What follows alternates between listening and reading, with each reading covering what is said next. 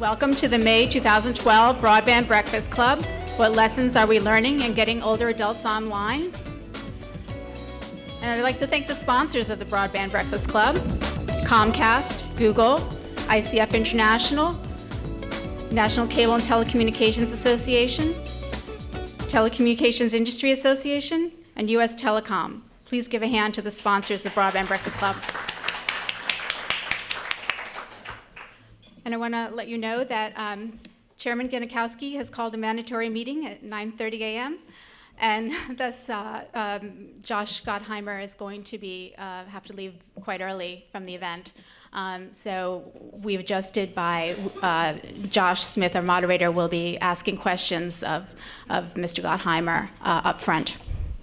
So now I'd like to introduce the co-host of this event, which is Deborah Berlin at Project Goal, Getting Older Adults Online. And Deborah has a long history of leadership in this arena. She's also the president of Consumer Policy Solutions and a seasoned veteran of telecommunications and a great advocate for older adults. Please welcome Deborah Berlin.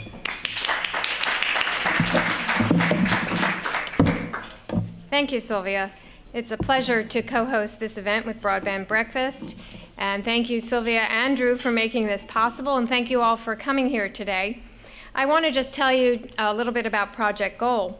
We started 2 years ago, and the purpose of Project Goal is to promote the adoption of broadband services by older adults, to raise the profile of the challenges confronting the use and adoption of technology within the older community, and to create a new voice representing these issues. Today, somewhere between, depending on what surveys you look at, somewhere between 62 and 68% of our 65-plus community have broadband in the home. And the numbers have remained stagnant in the past couple of years, so we have a long way to go to bring broadband to the general population. I'm sorry, that's the general population. For our older adult community, it's far less. So we have a long way to go. And today's panel is going to look at those numbers and address those issues. A couple of other things I wanted to mention is that we have a website, theprojectgoal.org, so check us out.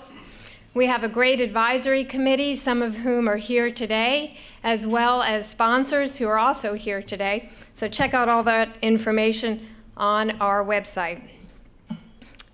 I'd now like to introduce our first speaker of the day, our keynote speaker.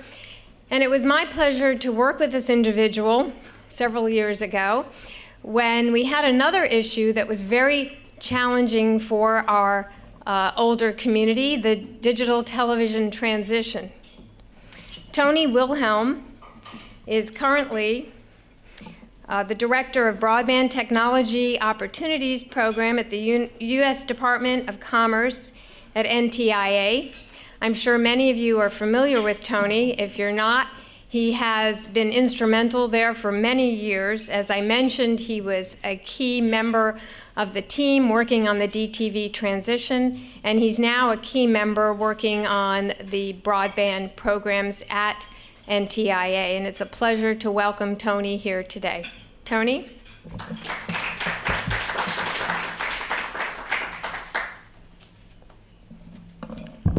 Thank you. Good morning, everyone. It's so great to be a morning person. You get your speech done and you get to enjoy the day. It's fantastic. Thank you, Debbie, for that very kind introduction. It was tremendous to work with Debbie and others on the digital television transition, and that's actually where I wanted to start this morning, which was to underscore a close-up experience I had with seniors' use of technology that really made a lasting impression on me when I worked on the digital television transition with Debbie and NCTA and others.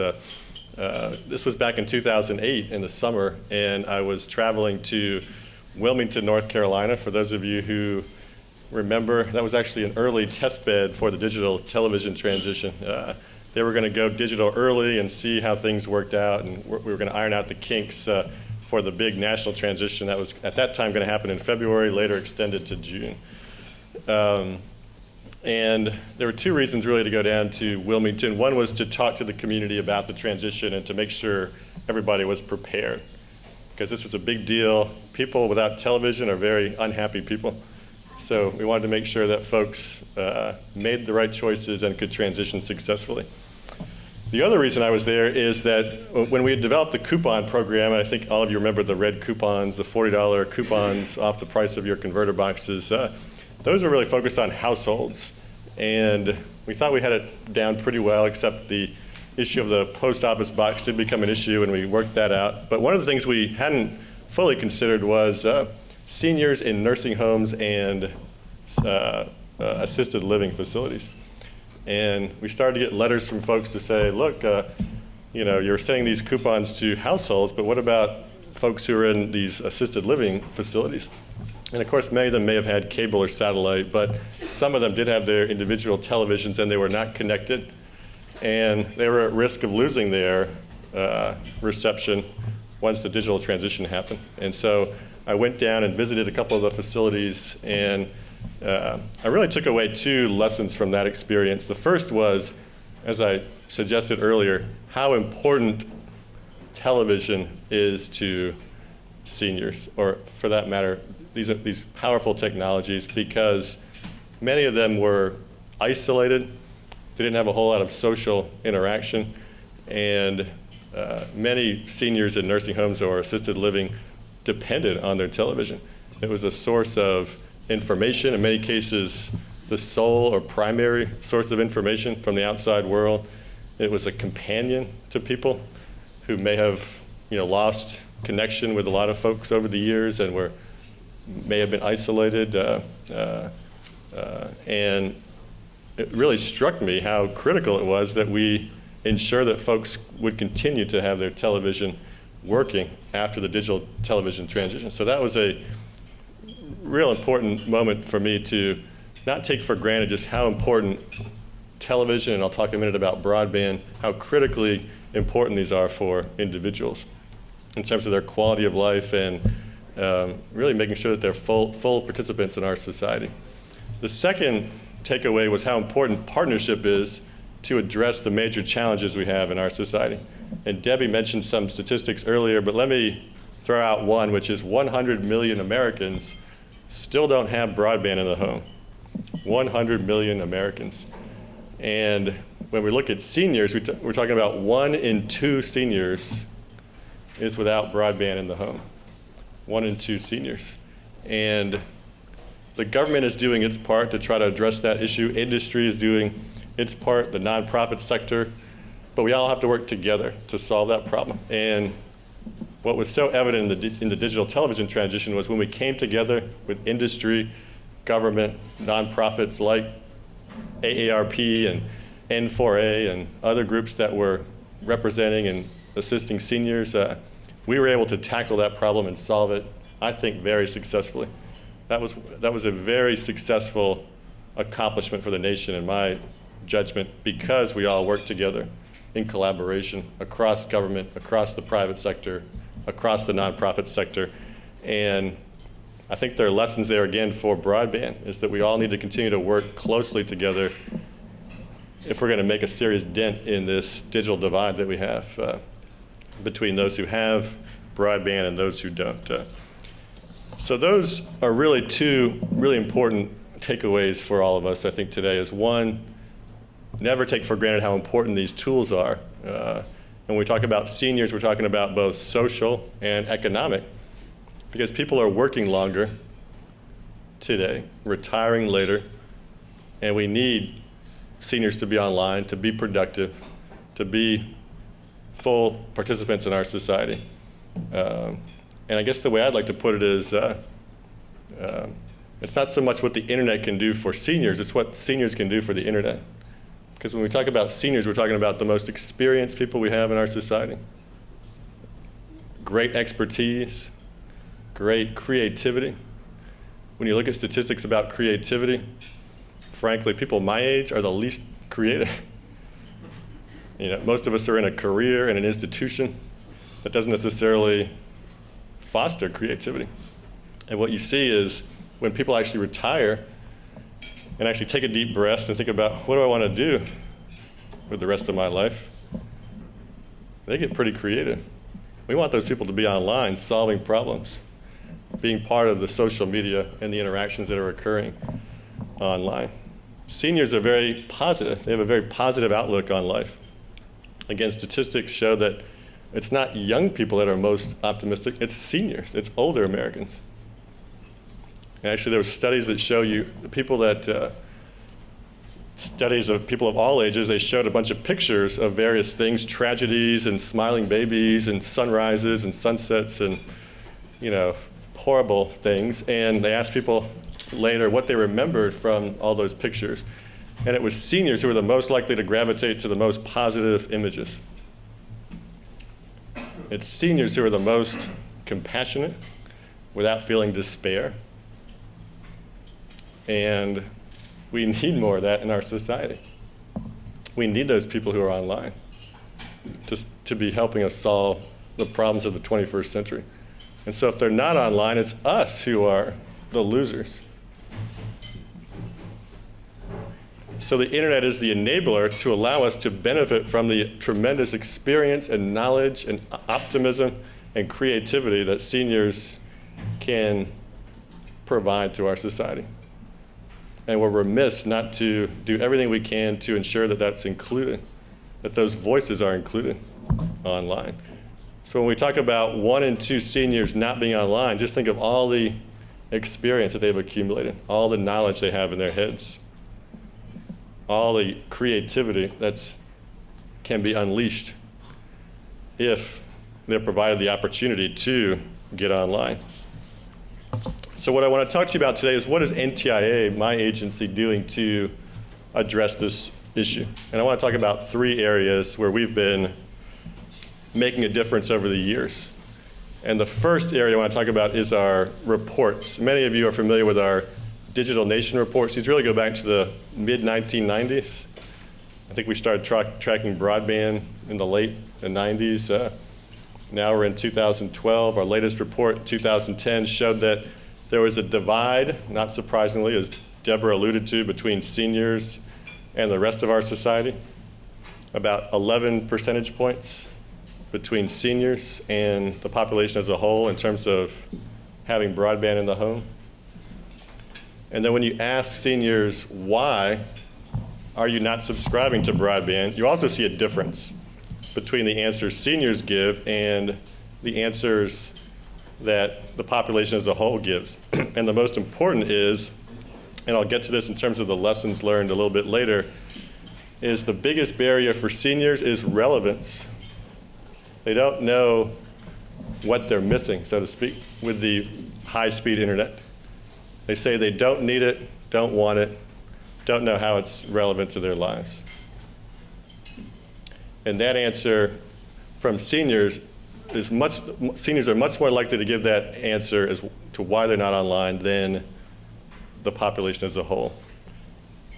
Also, they're much less likely to say that price is the reason why they're not online. Cost. This is too expensive. It's too expensive. I can't afford high-speed internet service.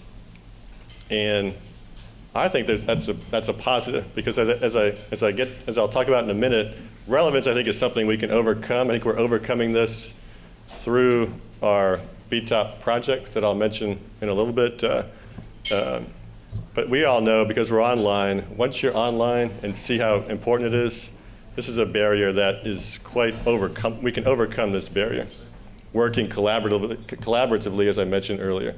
Government, working with industry, working with the nonprofit sector, working together. I believe this relevance barrier is something we can overcome and make a serious dent in this digital divide that I mentioned. So our reports is the first thing that NTIA has been doing over the years to shine this spotlight both on the enormous progress we've made to date, but also the challenges that remain. And I kind of look at this as the difference between a math problem and a sunset. What's the difference between a math problem and a sunset? Sunset are things that we admire, right? That we can sit back and go, wow, isn't that great? And I think there's a lot we can be grateful for in terms of what we've accomplished to date. To get to the point where we have 2/3 of Americans online is a tremendous accomplishment. What's a math problem? This is something you have to work out, something you have to solve. So rather than being grateful and kind of being satisfied with where we are, we've got to continue to solve this problem and figure out how we're going to get the 100 million Americans who are not online, so we can benefit from their experience, their knowledge, their expertise. This is what we need to figure out. So that's the first thing we're doing in BTOP. And NTIA is our surveys. The second thing we're doing is we launched a new portal last May actually, called digitalliteracy.gov. And this was an interagency collaboration of 9 agencies, including the FCC, where we brought together all the lessons learned and information about digital literacy into one stop, a go-to place online.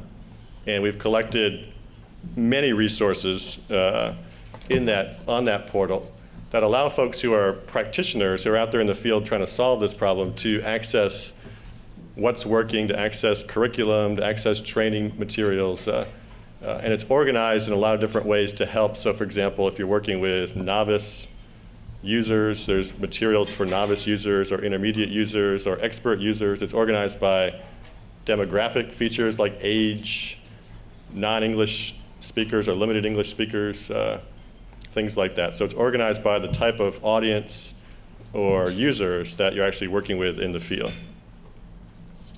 So digitalliteracy.gov is another important tool we have, because what we want to do is leverage the investments we've made to date. So in BTOP, we've made 230 awards. We made all these awards by September of 2010 per the statute. And these things have been implemented. They're in the about halfway through the BTOP projects. And I'm happy to report today, as of March 31st, our latest reporting cycle, we've deployed or upgraded more than 56,000 miles of broadband infrastructure out there in the nation, connected more than 8,000 community anchor institutions to high-speed broadband internet service, entered into approximately 400 interconnection agreements with third-party providers to leverage or interconnect with their networks, installed more than 30,000 workstations in public computer centers, 30,000 workstations, provided more than, this is a pretty amazing statistic, provided more than 7 million hours of technology training to approximately 2 million users via our BTOP investments at NTIA. And I'm sure many of those are seniors out there in senior centers and public housing, are benefiting from the training programs that we've funded through the Recovery Act, whether it be trying to find a way to apply for a job online or learning basic computer skills, learning social media like Facebook, learning about LinkedIn and how to get networked in terms of marketing your assets and your capabilities. So a lot of things that we're doing out in the field to help people economically and socially in this environment. Generated approximately 350,000 new broadband internet subscribers via our programs, 350,000 new subscribers, and funded just this past quarter 4,000 jobs via this BTOP program. And the good news is some of these projects are starting to wrap up, they're starting to complete. So we funded all the projects through September 2010. All of them have to be complete by September of 2013. And we're starting to see some of these projects close, which is very gratifying. Including our several infrastructure projects are near complete in California, Florida, Georgia, Kansas, Tennessee, and Texas, including our round 1 BTOP grant to our infrastructure partner MCNC in North Carolina, which has delivered almost 400 miles of new fiber and upgraded about 400 miles more for the benefit of more than 1,000 research and educational institutions in North Carolina. That was a lot of statistics and numbers I threw out. they're actually, we've now created a new tool where you can see this all visually depicted online, which is really tremendous. If you go to the Broadband USA section of the NTIA portal, on the right column is an icon that says Connecting America's Communities Interactive Map. If you click on that, we've now visually depicted all of these investments on a map. That includes our POP connections with our infrastructure projects. So we're providing, gigabit plus capacity into thousands of communities across the country. It includes the anchor institutions we're connecting across the country. It includes our public computer centers that we funded, including our sustainable broadband adoption programs where we have training going on because, again, as I mentioned earlier, one of the strategies toward long-term broadband adoption is to provide that training to make broadband more relevant to people. So all these are depicted on this map. We have 27,000 unique data points on this map, so it's pretty cool. And you can search it both by geography or by investment type, which is very cool. Does anybody actually use the map? A couple people, okay. You need to check this out, it's very cool. So a lot of numbers, but look at the map and you can see for yourself just the tremendous difference that these projects are making across the country. So what are we learning? That's really the topic of today's panel. And what I'm going to talk about today are some early observations we're making in BTOP. Obviously, we're still very early in this process. Our projects are still underway. We don't have a final determination of what impact we're making, but here are some early thoughts in terms of what we're seeing across the board with our BTOP projects. And the first one, again, goes back to the statistic I mentioned earlier about relevance. And what I want to say is making broadband relevant to people's everyday lives is very important to overcoming this divide. So connecting broadband to people's immediate needs and interests, such as finding a job, applying for benefits, or connecting with family members has demonstrated the value of the technology for many persons who might otherwise not subscribe. For example, demonstrating relevance to seniors often begins with showing them how to connect with family and loved ones using social media. Social media applications such as Facebook are popular within many training programs. And just to give you an example of that, in one of our funded projects in Bangor, Maine, at the public library there, they offered an introduction to Facebook class to seniors and had a waiting list of 50 individuals. That's just the excitement and demand there is for these sorts of applications. There's a hunger out there. If we can show how broadband's relevant to people, I think we can overcome this divide. The second major lesson, if you will, is how important trusted intermediaries are in reducing barriers to adoption.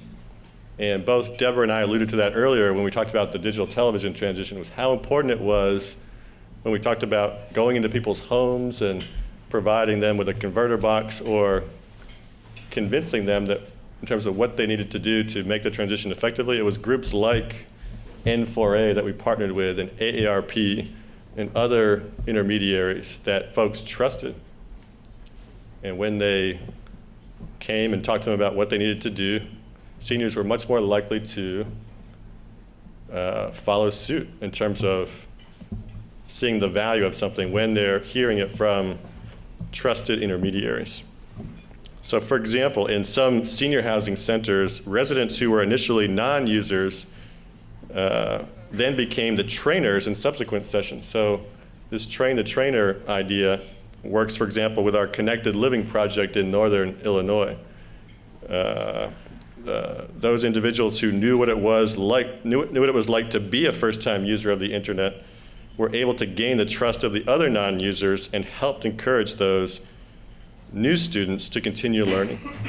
So when you've been in that position of the learner, with all the anxiety and all the fear factor that you've overcome, and now you're teaching your peers who have those same barriers, we see it as a very effective method of overcoming some of those barriers. when there's someone who's trusted and who's gone through the same experience, who's in your same peer group, perhaps at the same facility. Those are successful models.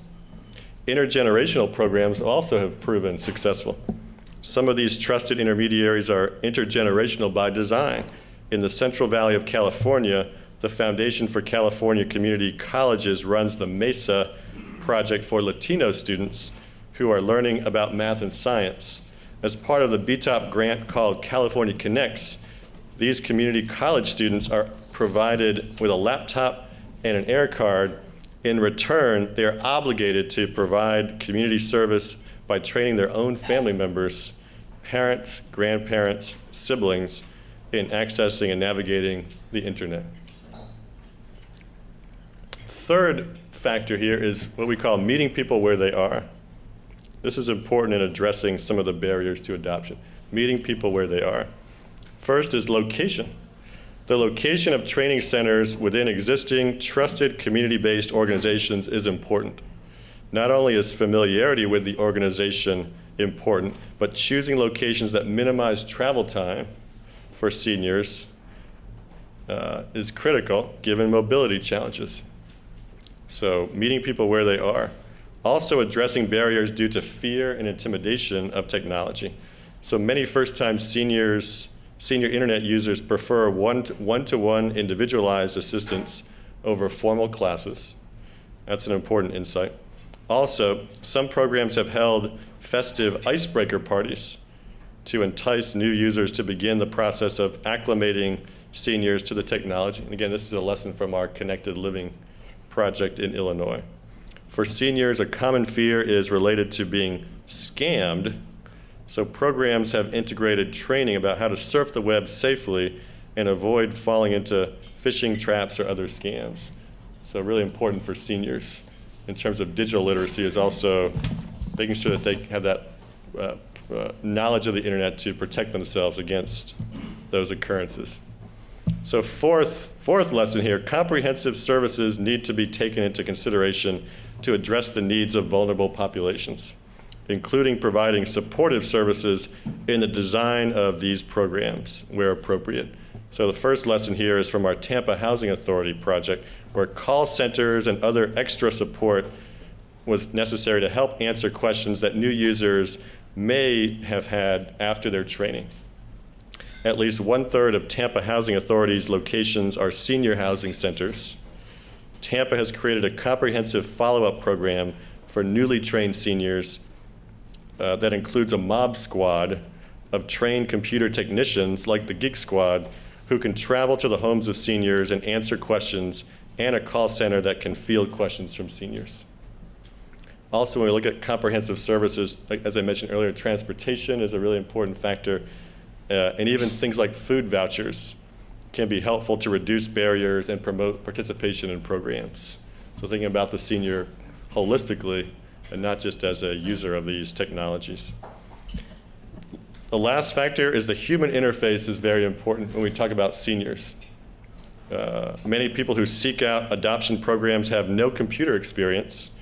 Instruction begins with the basic elements of the computer, the mouse, the keyboard, the cursor. Tampa Housing Authority has also found that tablets are promising for new users because they are portable by seniors and provide an easy way to begin to navigate the internet. So some of our projects are experimenting with tablets, with iPads, and we're seeing these as very promising in terms of the user interface as being very comfortable for some seniors to navigate.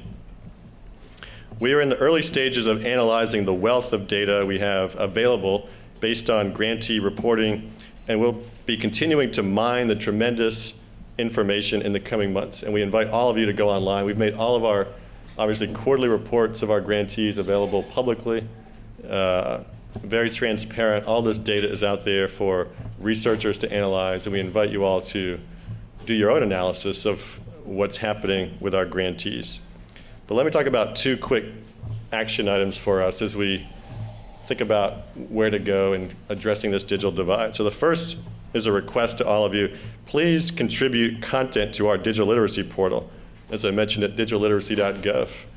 You can visit the portal and upload content, including your curriculum, your lessons, and other resources that are relevant to seniors, or any population for that matter. If you're working with populations in the field to get them online, we invite you to upload that content so others can benefit from it who may be doing similar work across the country. Second, as I mentioned earlier, please explore this new map that we've created, the Connecting America's Communities interactive map, and see what's going on in your community. Because, as I mentioned earlier, these investments will be winding down with the Recovery Act, and we need public-private partnerships to continue these projects into the future. So see what's going on in your community, see what benefits are being provided, whether it be a training center, a library, activities going on in your community, and see what we can do collectively to make sure those sorts of services continue to provide those services in those communities in the years to come. So let me end where I began, which was to say, let's ask the question, not what the internet can do for seniors, but what seniors can do for the internet. Because as I mentioned earlier, with only 1 of 2 seniors online, we're not benefiting from what seniors bring in terms of their lifelong experience, their knowledge, their expertise, as I mentioned earlier, their sense of compassion, optimism, all the things we need when we talk about social media and contributing and being a producer online. We need those perspectives, we need that expertise, and we're diminished as a society to the extent that we don't have these individuals online. By 2015, there will be more people over 60 in America than people under 15. More people over 60 than under the age of 15. That's why we need these folks online, because they can help us, if we get them on there, to solve the problems that we collectively have and make this a stronger and more vibrant nation. So thank you very much.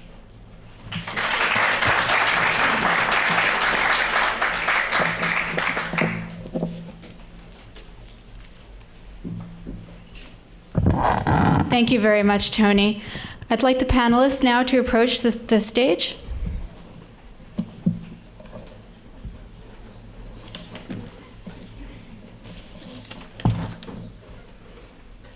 Whoever you like.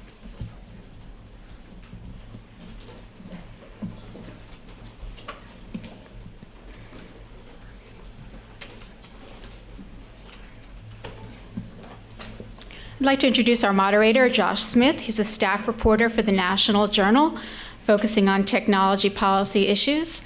And he covers broadband adoption, FCC, USF, and many other things. In 2009, he graduated with honors from Southern Utah University. He managed an award-winning student newspaper and as editor-in-chief. And Josh has received state, regional, and national awards for his political and policy reporting. Please welcome Josh.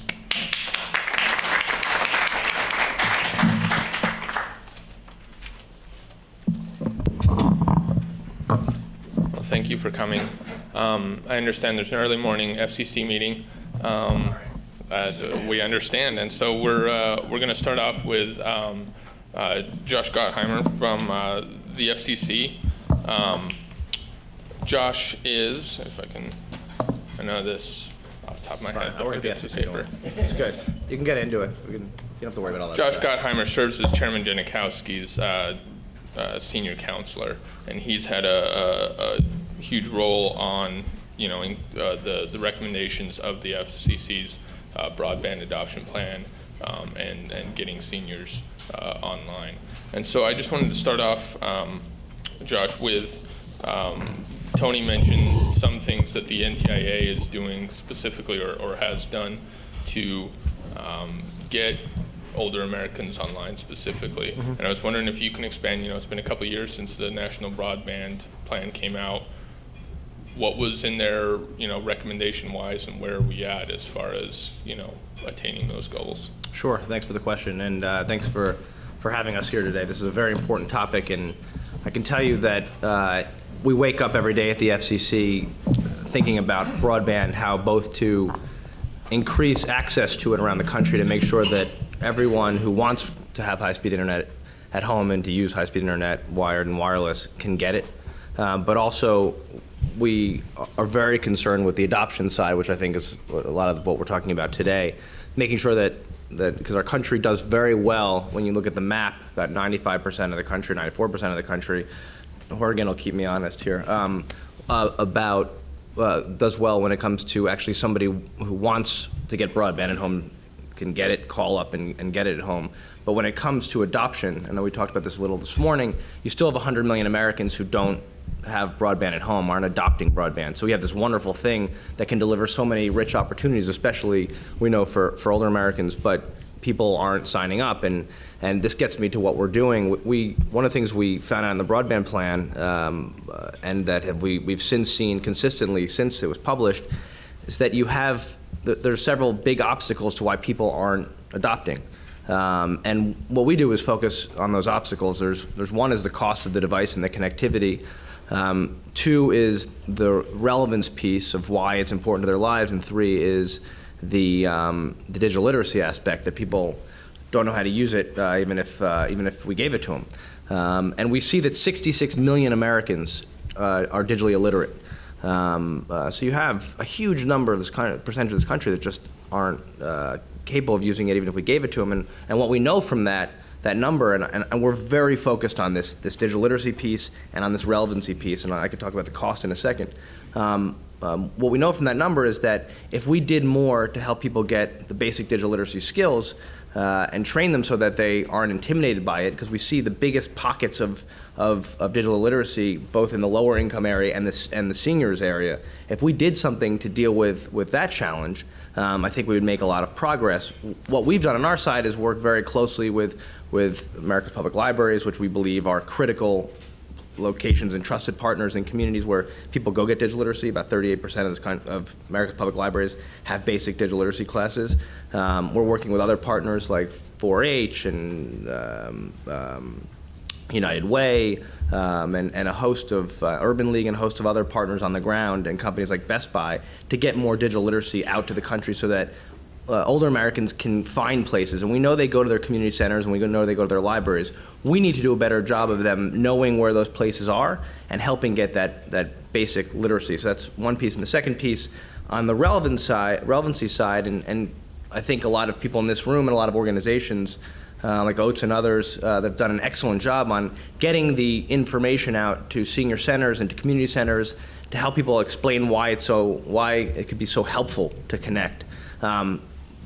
One is the sort of social family side and connecting with friends and family. I know my grandmother is 93, just got online for the first time a year ago, so she's outside the average statistic.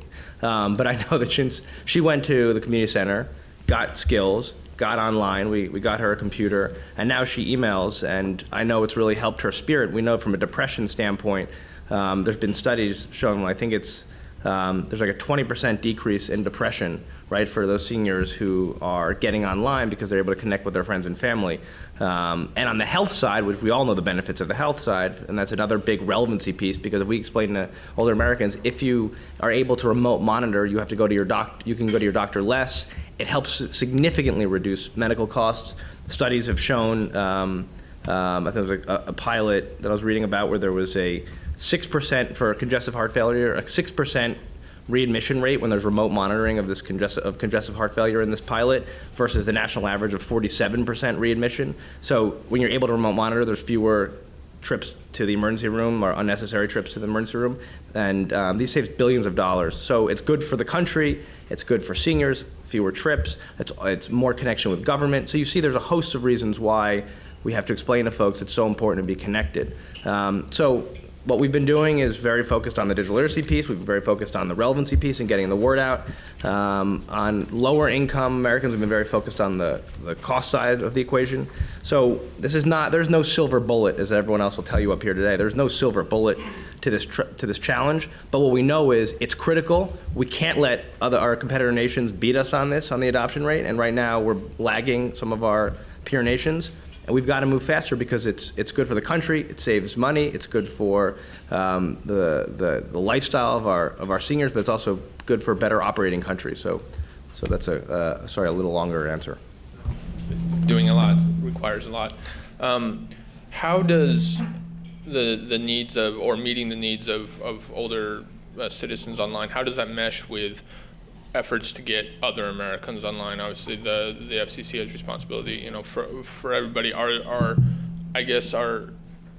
efforts that are aimed at lowering costs, increasing, educating people, deploying, more broadband access, are these kinds of things that, you help seniors, it also helps low-income Americans, young people, et cetera? The access question, making sure, and we've just announced significant changes to our Universal Service Fund to reform that, to try to transfer more money that's going into traditional telephone connectivity to broadband. A lot of our thinking there was to make sure we get more people connected, lower income people connected. A lot of those lower income people are obviously older Americans.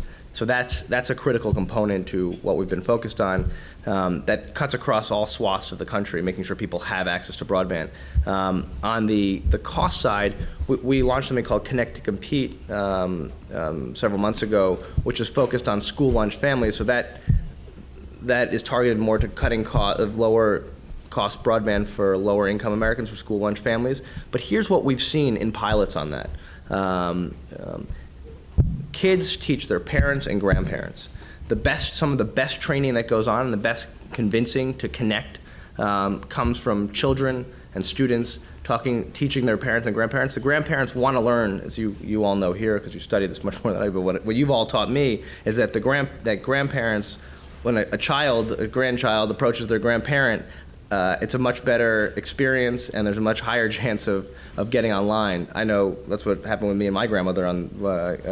I helped sat with her after she got her lessons, but it was sort of actually sitting at the computer and showing her around, and a little quick crash course on digital literacy training.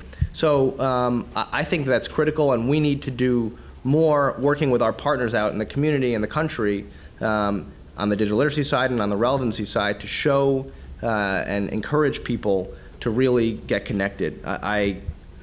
I think, again, when I talked about America's Public Libraries before, I think what the research shows is that more older Americans and younger folks are going, and students are going to libraries to connect because they're trusted places and communities. We know that people go to the trusted places and communities.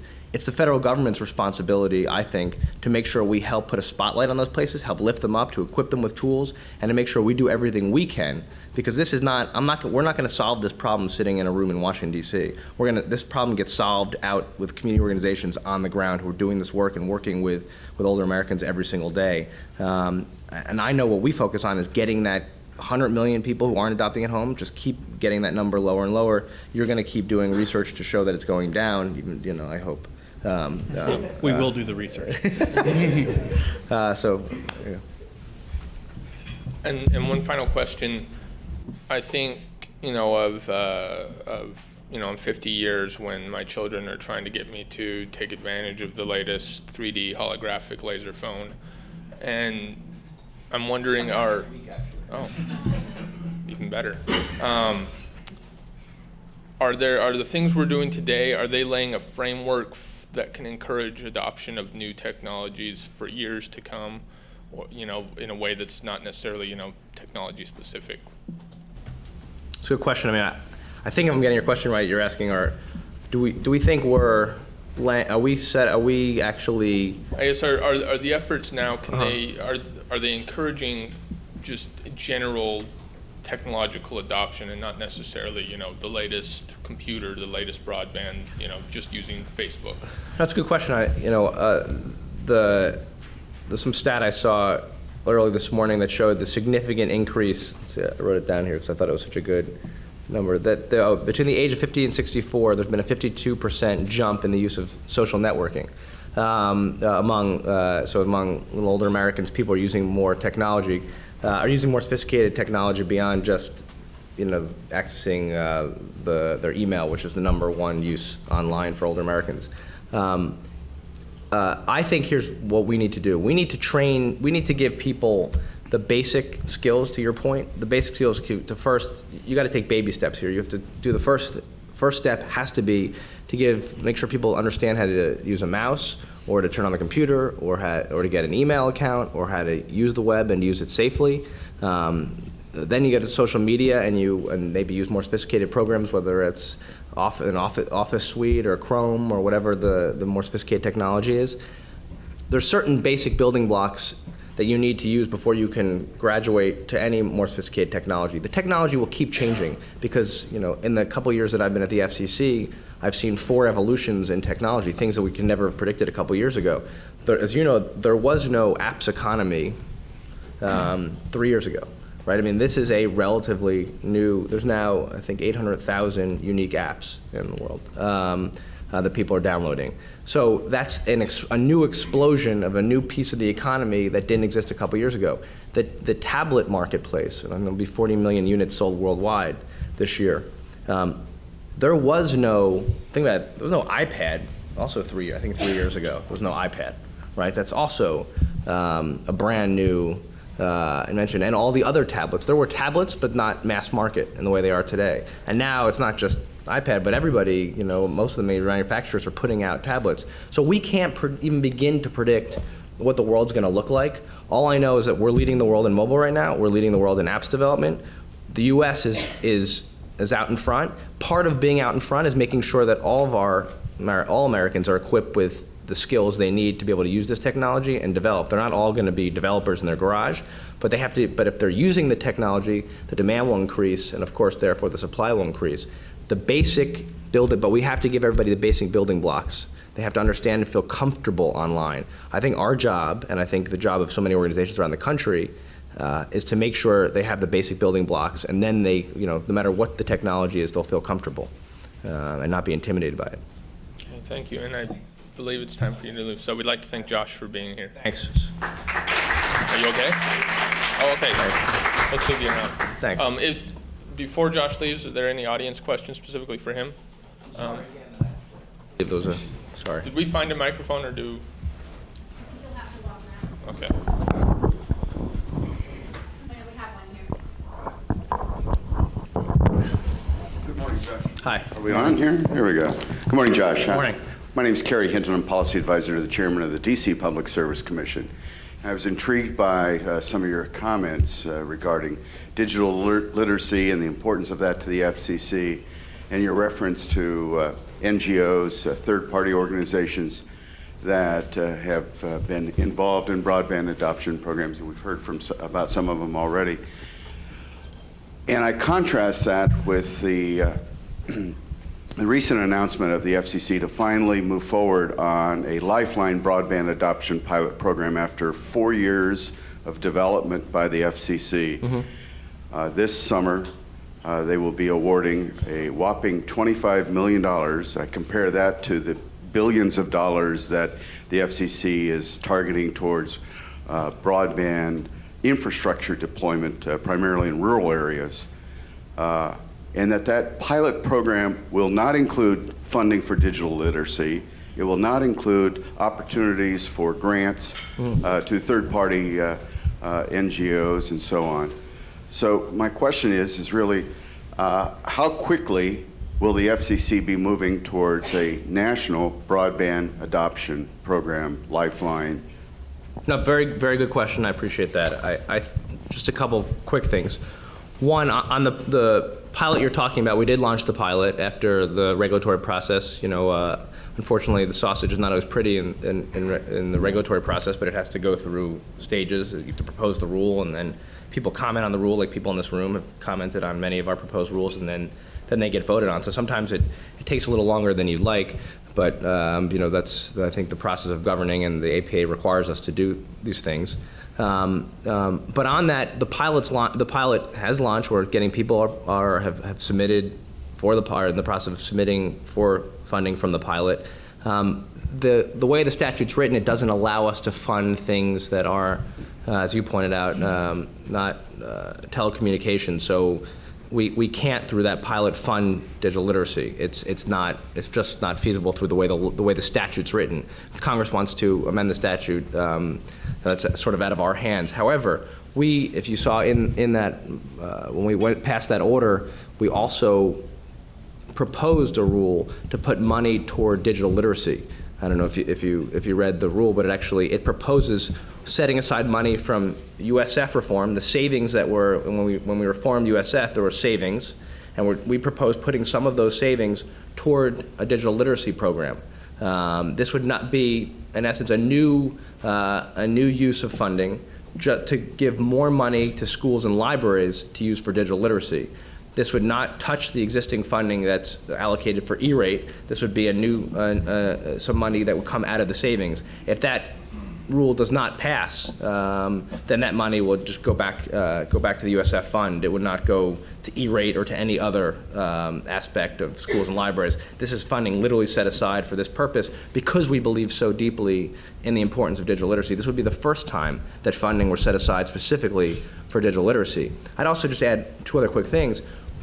Since Chairman Janikowski has been in his position, he has announced a few other pilots, all aimed toward improving connectivity and digital literacy for young people. One, something called the Learning on the Go pilot, which is money that was set aside for connectivity for tablets and other devices for learning purposes. We've done an incredible amount, that's one thing to add on, we've done an incredible amount around digital textbooks, interactive digital textbooks for students in this country. We're also doing a lot on wireless medical devices and introducing a whole process on that to help connectivity there, because we know that if we can help more seniors if we can increase the amount of medical devices and knock down some of the barriers to their development, seniors will have pill bottles with electronic tops on them so they can understand when they took their last pill or notify the doctor when it needs to be refilled. But all of those things are digital literacy in a different form because it's about connectivity for a purpose. We call them for national purposes. We also changed certain rules to allow for something called school spots, which keeps schools open, school labs, computer labs open after hours so anybody in the community, like seniors, can use those computers. Again, those are places where people go for digital literacy. So it's not specific dollars for digital literacy in that case, but all the ingredients that are required to allow digital literacy to happen. So what I'd love to do is sit down with you after, and I will make a list of all the things that we've done to try to help spur digital literacy in this country wherever feasible in our rules, which we're constrained by because the statutes only allow us to do certain things. Can I just make one observation on the pilots? If you read the public notice, the funds do go per statute to ETCs, eligible telecommunications carriers, but the public notice says that encourages ETCs to partner with third parties specifically demonstrating digital literacy and relevance. So the public notice clearly understands the nature of the different barriers to online access and encourages those partnerships, but the statute is what the statute is as far as ETCs. I just can't fund it directly. Yeah. Well, I would just note that there is actually a debate over what the statute says, and so there is an open comment cycle on that, and I know there are. It's interesting to know, we were talking about the Lifeline program. The Lifeline program was created in 1985 before the current USF funding program was written into statute. So there's a legal debate before the commission right now about the FCC's authority to create Lifeline in 1985, generated from some area of the act, and clearly is not limited by 254. In fact, is preserved by Section 254. So I don't want to be so categorical about that, but this is an issue that is currently before the commission. Thank you, Josh. Did you need to leave, or you want to stay? I have 2 more minutes if I want to do one more, and then I don't want to take away from all Save him from his staff meeting. Sorry. Yeah. Yes. Sorry. Anyone else? Okay. Hi, I'm Mitzi Herrera. I'm the Cable and Broadband Administrator for Montgomery County, Maryland, and I sit on the FCC's Consumer Advisory Commission. Is the FCC or anybody working on things that assist older adults who have vision problems? Just as they get older, it's harder to read type, smaller buttons. Are you doing anything which either promotes the availability so there's awareness of programs that can help, subsidizes the ability to get them, subsidizes the ability of libraries or other institutions anchor institutions to get those? Well, I know per the recent law, and you should probably, Karen Strauss, what did I mess up? Thank you, sorry. Who I wish were here because her knowledge on this is much deeper than mine. We have a whole team at the FCC who's working on nothing but this issue. has been before the law came into being, and is now considered one of the leaders in the space. We've been working very closely with the carriers and the device manufacturers, to accelerate accessibility where it's not, and to promote where it is. This is a critical issue. We have actually at the commission have spent, if you look at our meetings, have spent a lot of time on this issue, because we know how important it is, and we know also that technology can be a huge boost to people with disabilities, and can really make the difference. So the answer is yes, we're very focused on this. I'd love to get you more specifics of exactly all the pending rules we have, because I don't know them all from the top of my head. But I do know that we spend a lot of time getting briefs on this issue and talking to people about how important it is. I could just say, it would be useful if you had a briefing for the advisory commission that. Oh, you want to? Sure, we can. That has that, and specifically. Karen's spoken to you guys, right? Yeah, I think so, but I thought not she so was. much just on the rulemakings that you're having, Uh-huh. but the resources that we can help promote to other community groups to let them know these kinds of programs or things that Exist? Okay, so, yeah. Pam Gregory with the Accessibility Innovation Initiative under Josh, and I can talk with you afterwards. We have a lot, right? I mean, huge, regular right? things going on that I'd love to talk to you about. I know, that's right, Pam. I know we've been briefed on recently and shown a world of things that we're doing practically on the ground. I just don't know, but that'd be very helpful. Thanks for doing that. Okay, thank you very much. Sorry that I have to leave. Apologize. Good seeing you. See you guys. Bye. Thanks, guys. Bye-bye.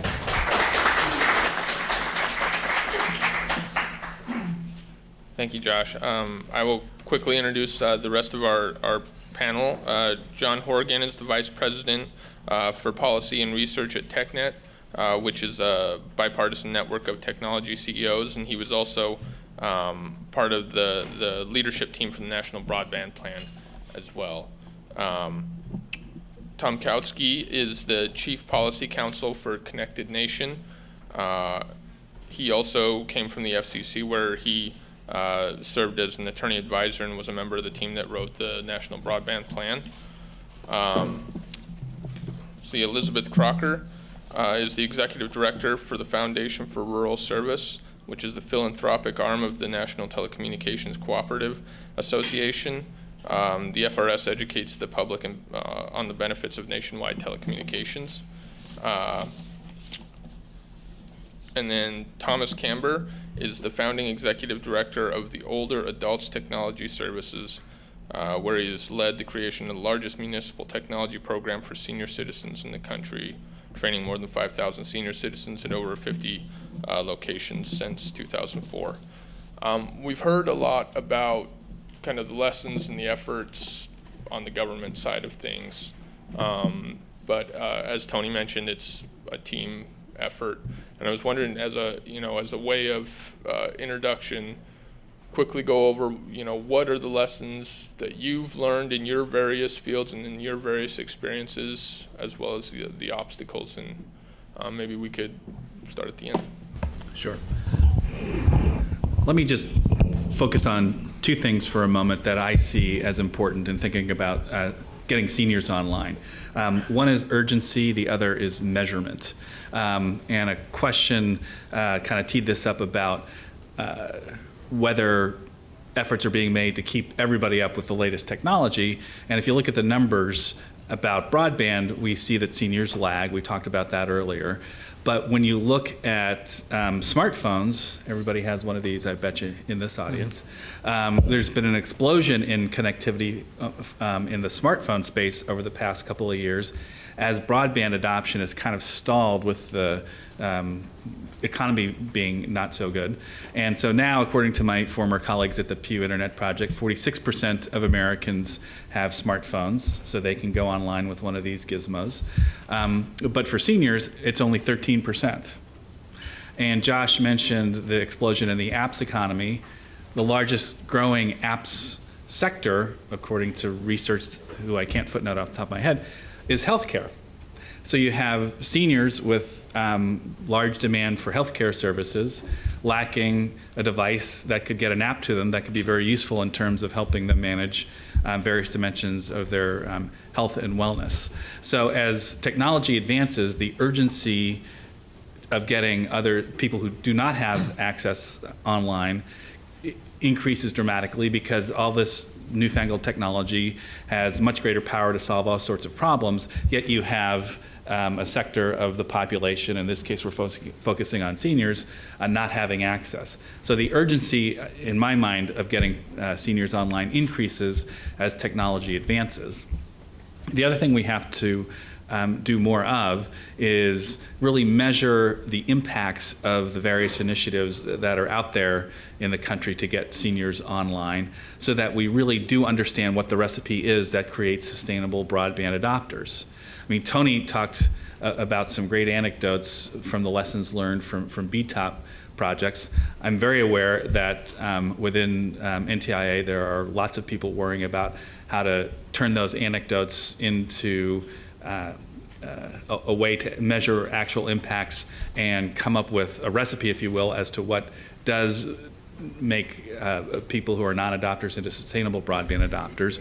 But if we want to really solve this problem, it's important to be able to measure outcomes so that resources, which are, as we all know, very scarce, can be targeted effectively to get at-risk populations online with broadband. So in my mind, the urgency is greater than ever. The measurement challenge is still out there being worked on by a lot of people, but I think the urgency of the measurement challenge is also more acute than it was just a couple years ago when we were developing the broadband plan. I'll pass it to Tom. Sure. Thanks, John. Just a quick sidebar. I can't let a good issue go. I used to work with John together at the FCC.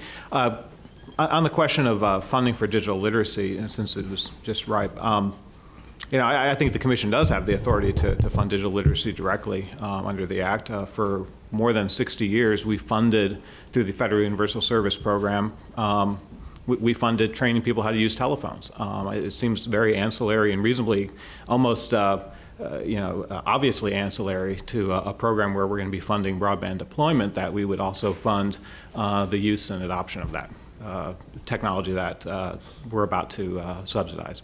So I'll set that aside.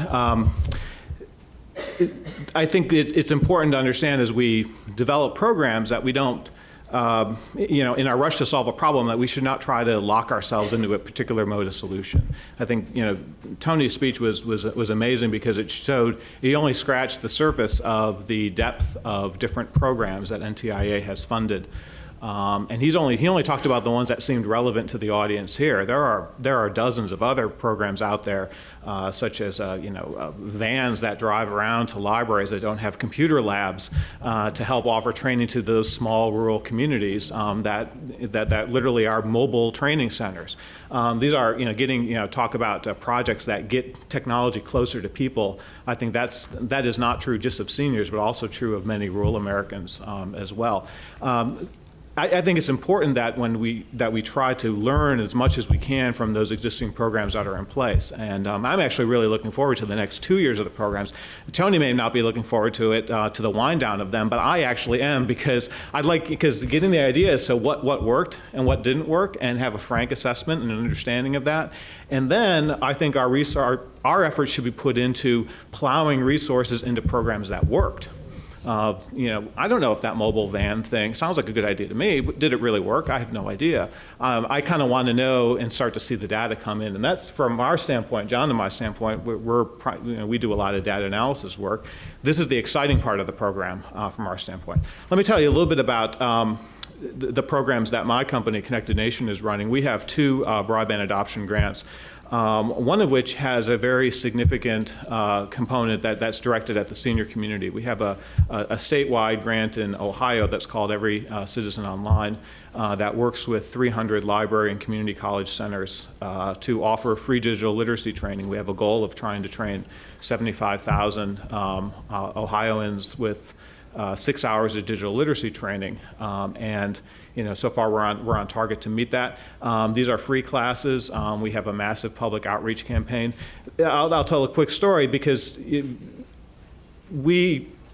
some of our best advocates for that training program have been individuals that come in contact with the senior community on a fairly regular basis. One of our larger backers, a guy just kind of showed up at one of our community meetings once and asked for a stack of flyers about the next training program. We kind of asked him why. He's like, "Oh, I work at the Social Security office, and in this town in Ohio, and we have long lines of people most of the time, which we frankly the answers to the questions that these seniors have about their benefits packages are available online in an FAQ list or something like that. But instead, the line is long and they have to sit through half a day to get a question that could be very basic. So this was a person just managing a local Social Security office who thought, if I could figure out a way to get these patrons online, I'm going to hand these flyers out. Actually became a very big supporter and backer of our program. We've expanded our training program again towards senior centers and Goodwill centers that also come in contact. We've had a couple instances where we've had trainees who have then volunteered to become a trainer at their local community or senior center. And those are the really very successful programs, because our research shows that the major, actually after a basic availability question, the reason that the most prevalent reason why a senior would connect online is being convinced by a friend or family member to come online. You can offer all the formal digital literacy training you want. You can set up all sorts of online assisted guiding programs, but having somebody that they know and trust reach out to them and say, you just sat here in the Social Security office for 3 hours. You could have answered this question in 3 minutes online. Here's a class, and here's where to go to. I think that's a very important touch point that I think we need to remember for the senior community. We are starting to see, from our standpoint, more and more interest in the senior community in terms of our receptivity to training options when presented to them through that type of direct contact. It was interesting because one of the original founding premises of our program was that the way to reach people who aren't connected to new media is through old media. Radio ads, TV ads, newspaper ads. We found that worked for significant portions of the community, but didn't really work for the senior community. It still wasn't really enough to get them to pack up and go to their library and take a class. It was that more of that need for a personal touch or a personal contact or a personal relevance that I thought that is actually quite critical to this community. And so I think as we set up our policies, we need to keep that in mind in terms of again, getting back to the FCC, they've proposed to fund digital literacy training, but they've only proposed to fund digital literacy training, formal digital literacy training in a classroom setting at institutions that haven't offered training before. That's the proposal. And from my standpoint, that's not a proposal that is likely to result in success in this community.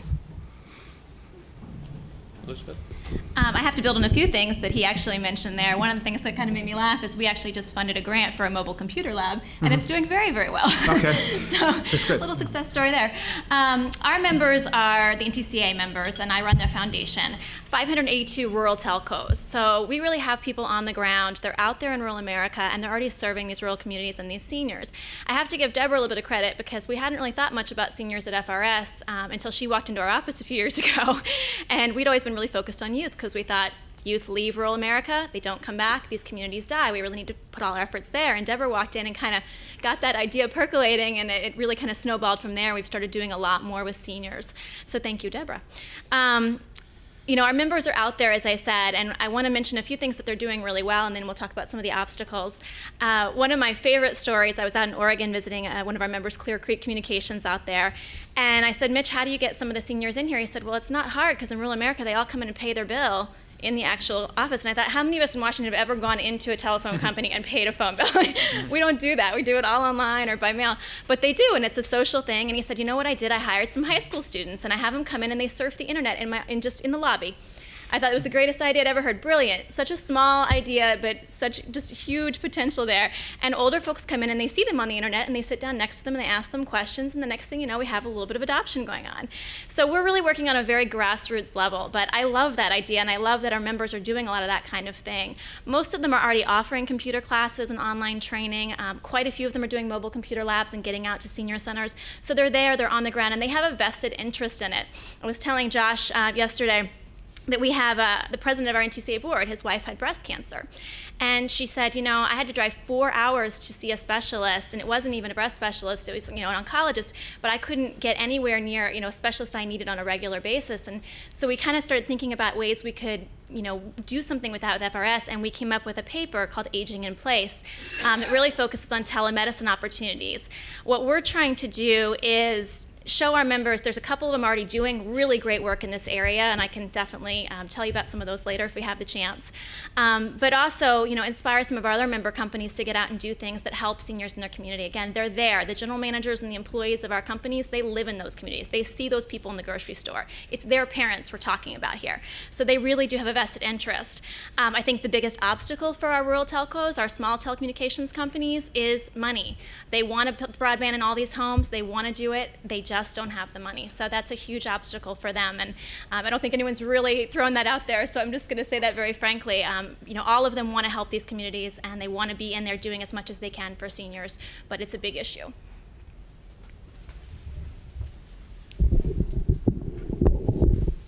Let's see if I can get set up over here.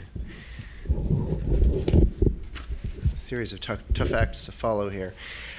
I guess from our perspective, the key learning points, I run OATS, which is a New York City-based program, but we've also got some national relationships. And one of the things I just wanted to emphasize that we've been learning is the more we dig into the technology problem with older adults, the more we realize it's a structural problem. It's not a momentary crisis that we're having because people aren't online. In fact, under adoption, underutilization of technology devices and assets has been a pattern for older adults going back into the 1960s. And when people were trying to sell telephone add-on services like call waiting and things like that, they found that seniors were adopting those services later. Things like direct deposit of Social Security checks, the scanner devices at supermarkets, all of these technologies as they emerged were things that seniors adopted at later rates than the younger population. And so you know, I want to kind of back us up a little bit from just focusing on the broadband and computer adoption and say we need to see this as a long-term issue for seniors, and we need to think about it in terms of building a long-term set of assets and strategies that will work into a 20 or 30-year period of time into the future.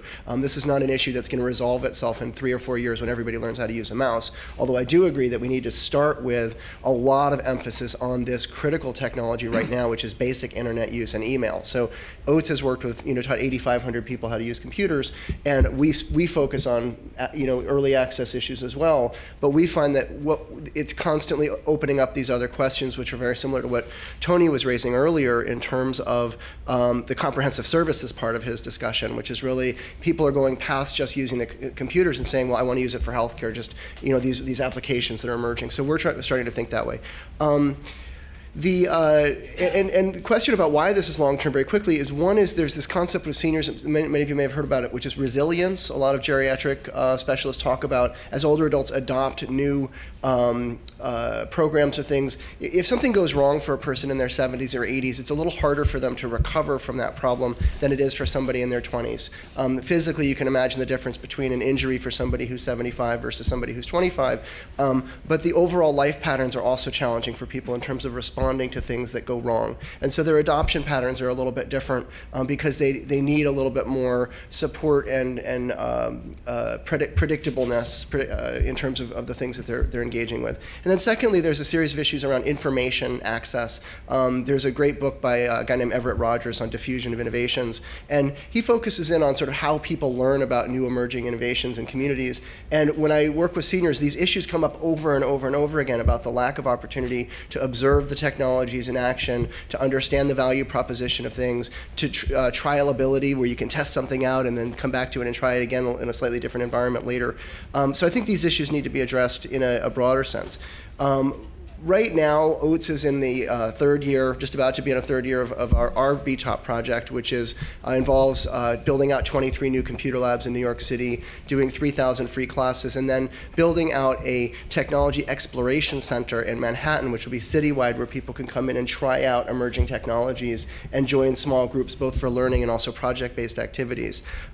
Those kinds of programs are sparked up all around the country right now with BTOP. It's an amazing kind of infrastructure building, and I don't mean just the wireline infrastructure, I mean the systems infrastructure to deliver high quality programs. And so there are groups out I watched a panel recently that in North Florida, they have this amazing rural telecom program going on. There's programs in Chicago that are very powerful for seniors with connected living. There are a bunch of different partners out in California that are doing amazing work through BTOP. So one of the things I think we need to be looking at here is how do we take those groups which have built up all this capacity and strategic capability and then make this transition from BTOP where we support the programs that are going on. Connected Nation obviously is a great example of this. Support these programs into the post-BTOP transition, test what works, and ask how do we build a national infrastructure? So not how do we train 8,500 seniors like I've been doing the last 5 years. How do we train 1 million seniors? How do we get to 1 million seniors a year? We've got about 15 million seniors right now that need this kind of training that would take it if we could get it to them. How do we build a system of that scale, learning what we're doing, building a national infrastructure around it, leveraging some of the investment that the FCC appears to be making? I think the idea that they're reforming Universal Service Fund and making funds available for digital literacy is extremely promising and extremely important. And I think the Connect to Compete initiative, even though it's not focused on seniors, is an opening of a door that we've been wanting to see open for 10 years. And so we feel like we're at the verge of building that system, but we really need to talk about what kind of national structure should we use that is sustainable, where we can really build at scale and build programs where the strategic assets that are focused on seniors that are now out there because of BTOP are supported and don't just disappear after BTOP and then have to get built up again afterwards. I want to make sure that we get in some audience questions. So if does anybody have any questions at this point?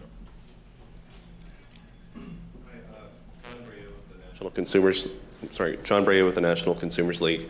I was very intrigued by what Mr. Horrigan said about the need for measurement in digital literacy.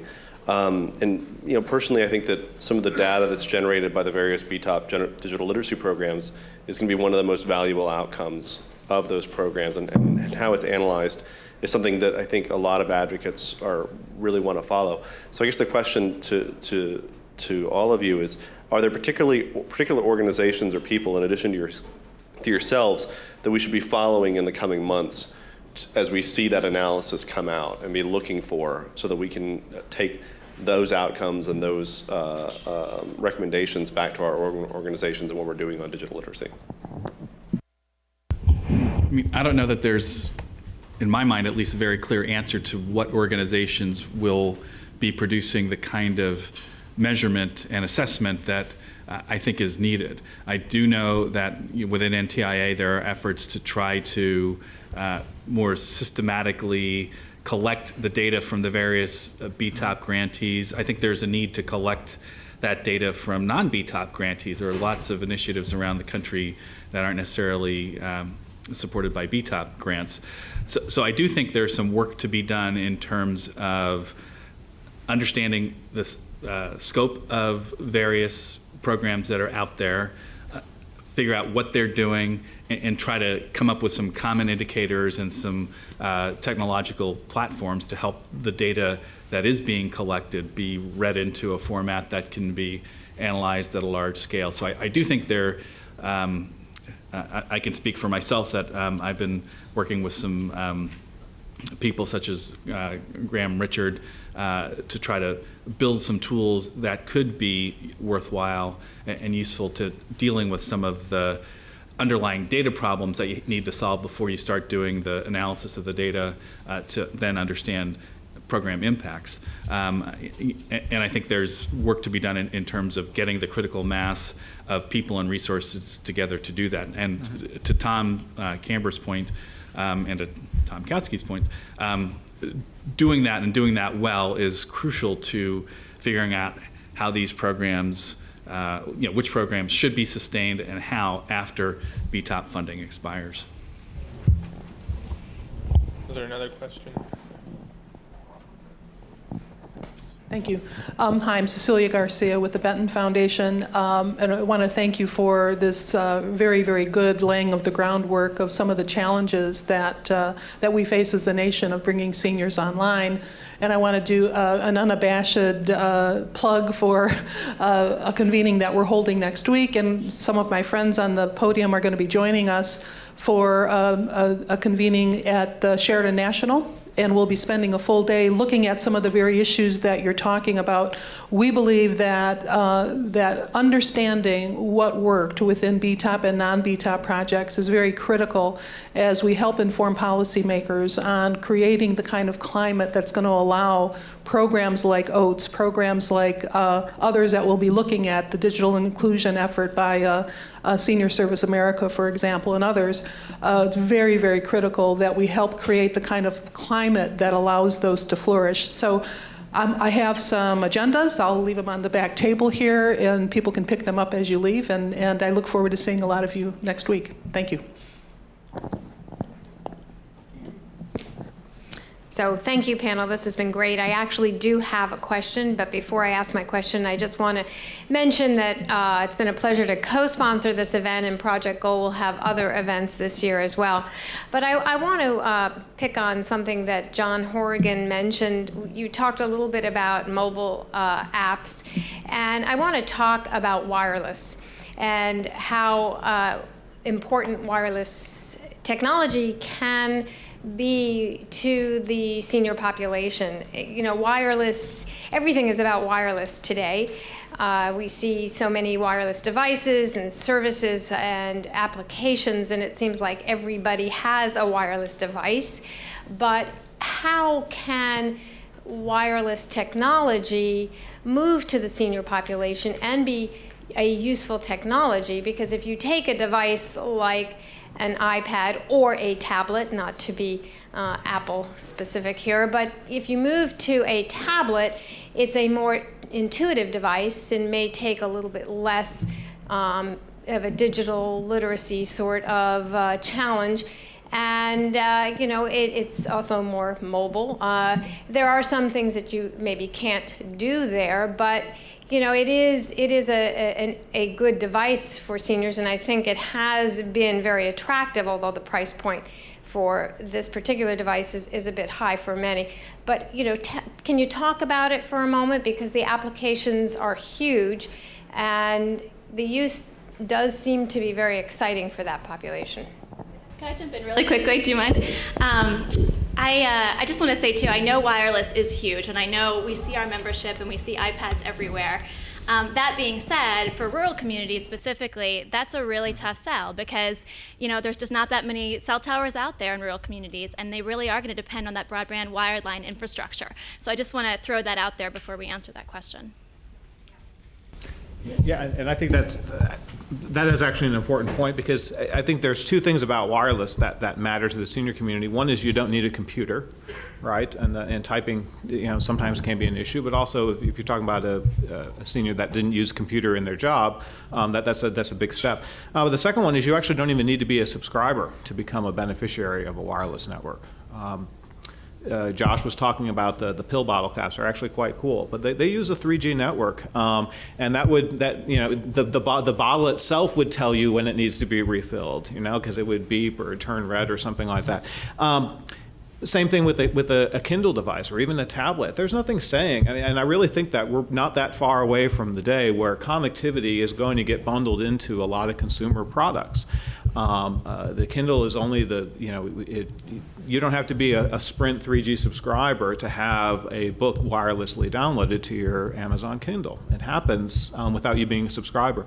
There's a whole host of these kind of intertwined pieces of hardware and applications which are really not that far away from a different way of people becoming or people starting to use the broadband internet without actually being in the traditional subscriber mode, many of which might be very attractive to senior citizens. A device that lets you read books and send emails and see pictures may satisfy 80 to 90% of the internet connectivity needs of a significant chunk of the senior population. And And so I think we would be remiss if we don't think about that, and also think about, and does become a challenge if wireless networks are not ubiquitous, because the lack of ubiquity on 3 and 4G wireless networks may be enough to keep those consumer products from being developed. I would just add a couple quick things. One is we also have a mobile lab, and our mobile lab is iPad equipped. So we have a lot of sites that use laptops, and we have a bunch of laptops that we bring to sites to do programs. But where people really wanted to add on services, they were interested in wireless. And so what we're finding is, our sort of goal is to, first of all, achieve parity with older adults in terms of adoption, and have them approximate as close as possible the patterns that the general population is using. And so, I have a laptop and I have an iPad, and I think a lot of people are moving toward that kind of model where they're supplementing their their wire-based connectivity with wireless. And I think that we need to be able to adapt to that and have systems that are hybridized enough that we can deliver both of those services. So we're doing, we have 2,600 pages of curriculum right now. Most of that is focused on the kinds of programs that people would use with a laptop or a desktop. But we are adapting now a whole series of curriculum to be able to work with the wireless devices as well, and wrap that into the offerings, because as John was saying, the mobile health applications alone are worth adding that on as a complete component to what we're doing. We would have thousands and thousands of people take those courses if we could offer them to the number of people that want them. There's a lot of demand. But I think also you have to understand, the people doing the training have to keep up with the marketplace and the technology, but you also have to be sensitive to the other hand. So the one hand is there's exciting innovation making these devices and applications more useful and easier to use. So in some respects, the bar of training lowers because one can attain digital literacy quicker given that innovation has made it easier to use. The other hand, however, is that a lot's going to be coming at people all at once, right? So you're going to want to have healthcare applications for senior citizens. Well, then the energy company is going to want to do applications to help manage home energy. Entertainment is going to be vastly changed, is being vastly changed in terms of what is going to happen on the TV screen and what might happen on the tablet that you're holding in your lap. Doing transactions with the government, government's going to want to, because it's a lot cheaper to serve people without having a plethora of bureaucrats and offices out there. The government's going to want to push people to do transactions online. So you're going to have a lot of really exciting stuff coming at people at once, and I think we're going to have to be sensitive to the fact that it's going to present challenges, I think, uniquely to seniors, but probably more widely than we suspect. One more question. I just have a question. When we talk about older adults, and you could mean from 50 to 90, and so I'm looking for a really honest answer, direct answer. If I'm launching a program and I work for a county, I want to be able to show results quickly so that I can do it as a small pilot and I can grow. So if I'm doing that, what is the age demographic that if I specifically target, I might get the highest, quickest rate of return in terms of adoption? And I say this because in Montgomery County, we actually have the largest population of seniors within Maryland. We actually have 3 large assisted living communities, and we just have a significantly high percentage. And so we have the gamut from people from low income to older retirees. And so we've sort of been struggling with, in terms of launching it, do you just go scattershot? Should you try to focus on the group that's maybe 55 to 65? Do you want to focus on 65 to 75? I love this question. I'll preface it by saying we have a strong allergy at Oates toward older people. So we try to tip our population as old as we can get them, because we feel like the transition for an individual who does go online is so powerful because the older population is more isolated. And this gets us into the measurement issues. The reality, though, is from a political standpoint, as you're building, if somebody's saying we've only got $10,000 to spend, how many seniors can you get online who didn't start there? You're going to want to go after your younger population to start start with, but obviously maintaining that mission focus to hold it as old as you can. We started out, we use our cutoff at 60. Because my impression is that people around the age of 60 start to really feel that technology pinch. Younger is also possible, especially if you're focusing on workforce applications. You're going to have a lot of younger seniors who are trying to get back into the workforce or stay in the workforce who need to learn how to use technology for work, and you're going to get a lot of demand there, and then you get a lot of bang for your buck because you're taking somebody who's not able to be economically productive, and they're becoming not only digitally aware, but they're also being able to be economically successful and contribute to the economy. So, 55 to 65 or 60 to 70 might be a good area to start with.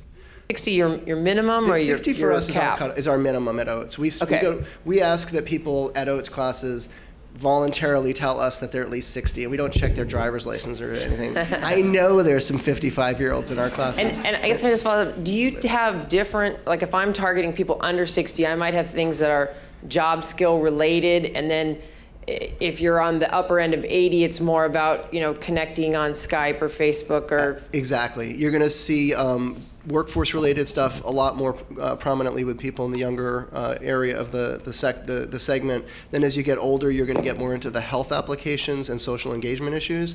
And the very old have a hard time with the current health applications, but they can do health lookups. We actually have a curriculum on that I could share with you, but it's and we've taught people in their late 90s to use it. But it really requires that you focus people on the tools online that are most accessible and usable right now, and that kind of needs a little bit of narrowing down of the field. Sorry. And we just Mitzi, I'll be happy to share. We've done surveys where we break down by every 5 years barriers to broadband, beginning at 25. So we have these kind of tiers. I'll be happy to share them with you. I mean, you do see the same shift of workforce applications are obviously much more important, but you start to see healthcare is we've seen it as pretty constant in terms of people using it. Is pretty constant throughout all this different strata. We'd just like to thank our panel, and I think Sylvia has a few last items of business. Thank you, Tony. Thank you, Josh and Absentia, and thank the panel, and thank Josh Smith.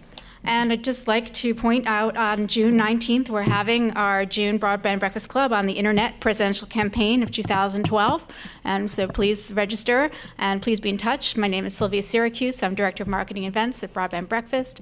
And I'd like to thank our sponsors again of the Broadband Breakfast Club. That's Comcast, Google, ICF International, NCTA, TIA, and US Telecom. Thank you all for coming.